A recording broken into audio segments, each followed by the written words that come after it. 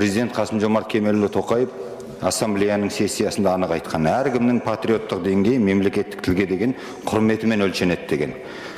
Бәлкім Евгений Кочетовқа, не болмаса Роман Васильевич Склярға, тіпті Ринат Рифқатұлы Заитовқа да кешірілетін шығар.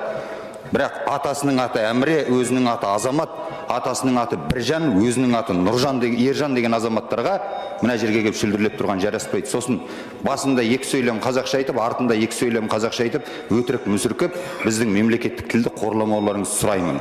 Айтыскер ақынның ескертуіне Ержан Ерікұлы бірден үн қатты. Қос тілде еркін сөйлей аламын деген қаржы министрдің орынбасары кодекстегі ерекше терминдерге бола орысшаға жүгінгенін айтады.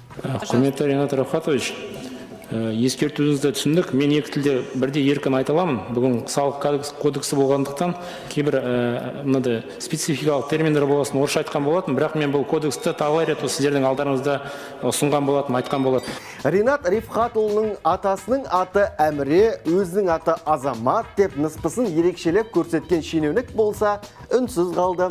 Отырыс бойы оның қазақша қойылған сұраққа орысша жауап беріп шыққаны бар.